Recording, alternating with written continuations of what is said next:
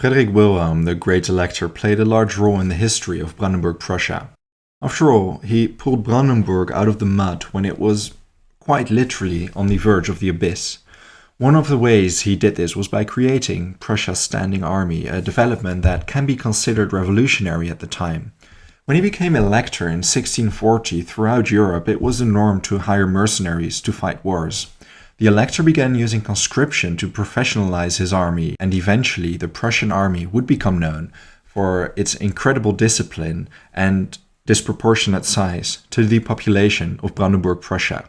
So, where exactly did the Elector get the idea and inspiration for these developments?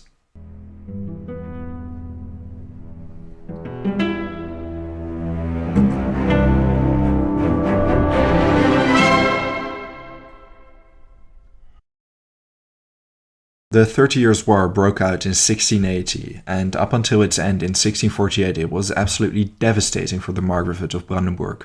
Some cities lost upwards of 80% of their population. As it was concluded with the Peace of Westphalia in 1648, aside from the developments in terms of statehood and sovereignty, it led to another development for European great powers. Up until that point, whenever war broke out, powers generally hired mercenaries. The Great Elector's father, Georg Wilhelm, actually hired Landsknecht mercenaries to do the bulk of the fighting during the war. A problem with hiring mercenaries was that there was a communication issue. There weren't any standardized tactics, and if a monarch ran out of money, it was very well possible the mercenaries would grab their own fair share of the bargain from the lands of the monarch they fought for. That was the case for Brandenburg-Prussia during the late 1630s, where mercenaries were the third menace the Elector could not get rid of, aside from the marauding Swedes and imperial troops. In 1640, Georg Wilhelm, Elector of Brandenburg and Duke of Prussia, passed away. He was succeeded by his 20-year-old son, Frederick Wilhelm. Now, this new Elector spent his entire reign attempting to remodel his army, which, admittedly, is pretty interesting and all, but what's so curious is that his childhood played an enormous role in the way that he reformed the military. He spent his teenage years in the Dutch Republic, which during that time was embroiled in the 80 Years' War against the Spanish Habsburgs. And these Dutch tactics became the inspiration for the reforms of the Prussian military. So let's have a look at his childhood and education before we delve into his reforms of the military. It is important to realize Frederick Wilhelm was born after the 30 Years' War broke out. In 1620, he literally only knew war. During his early childhood, he learned Polish, which came in handy when he would have to communicate with the Polish king, as the Hohenzollerns held the Duchy of Poland as a fiefdom from the Polish king. Anyway, until he was 14, he grew up in Brandenburg within the Holy Roman Empire, but when the war worsened, territories were being razed and plundered and famine and disease was widespread. So his father figured it was safer to send him to the Dutch Republic. His father had closed an alliance with the Palatinate and the Dutch Republic, and as such he had connections there.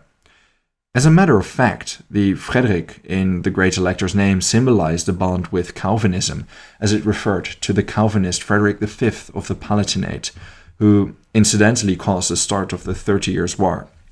He was also the son of Louise Juliana van Nassau, the eldest daughter of Willem van Oranje that led the Dutch revolt against the Spanish.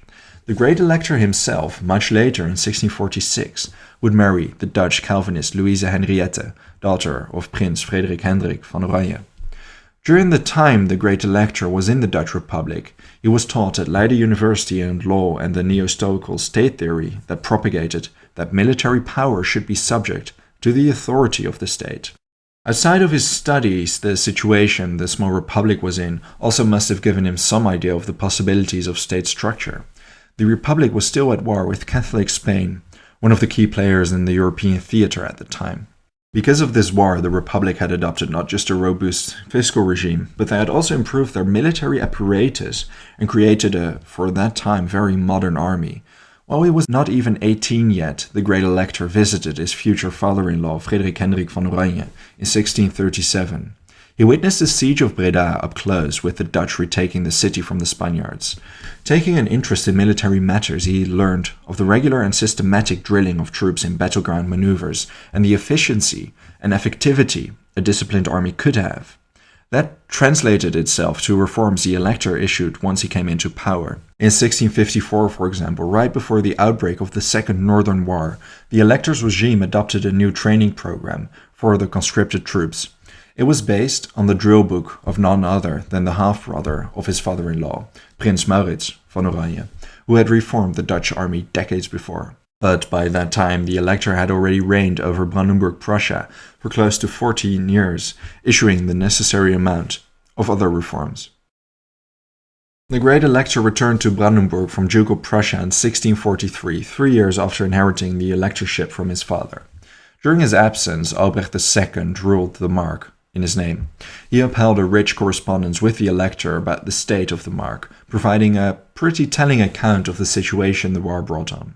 The country is in such a miserable and impoverished condition, and the cart is driven so deep into the mud that it cannot be extricated without the special help of the Almighty. Well, it wouldn't be the Almighty, but the Elector that pulled this cart out of the muck. The core problem was the fact that Brandenburg had natural borders and no army to protect it from invasion.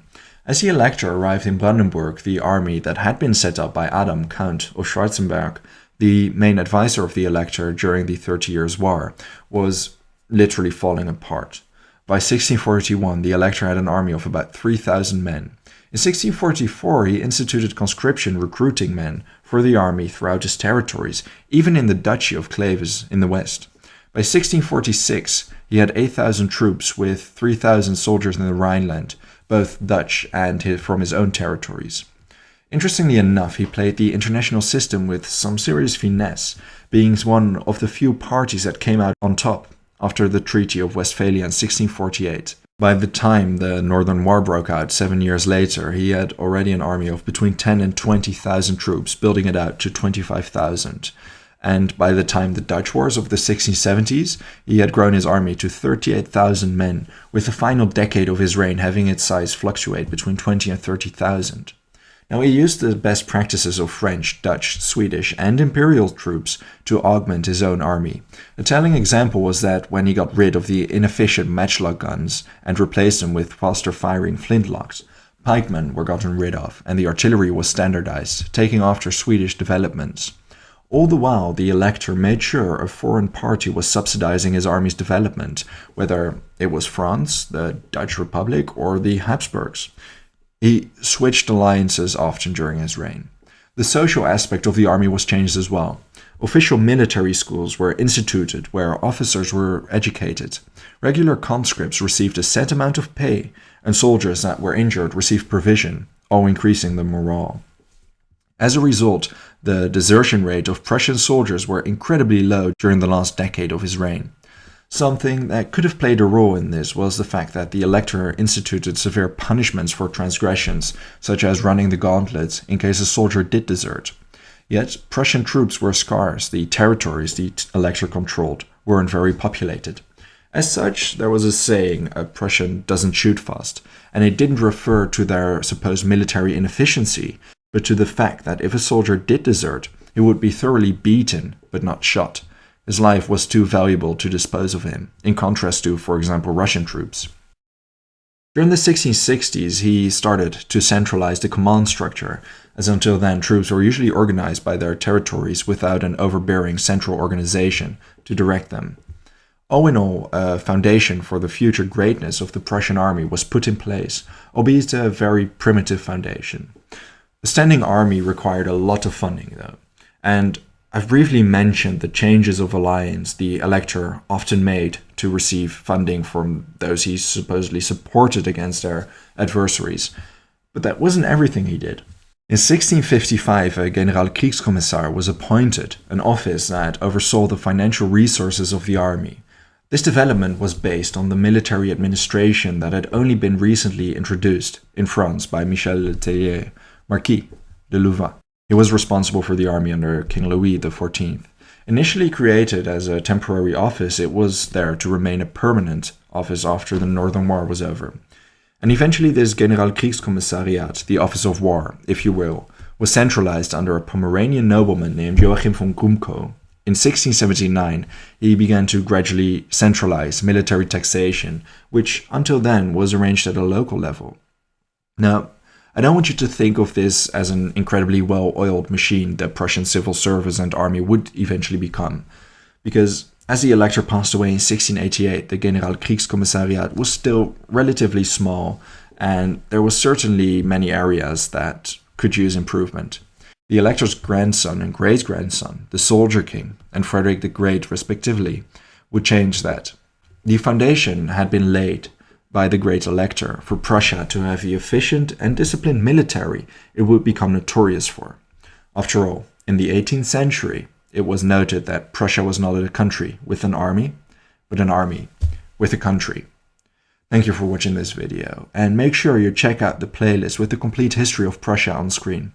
I would also like to thank all my patrons for their generous support. If you enjoy House of History and want to support my work, consider checking me out on Patreon. For just $1 a month, you will already gain access to the exclusive Patreon series. Don't forget to subscribe. See you next time.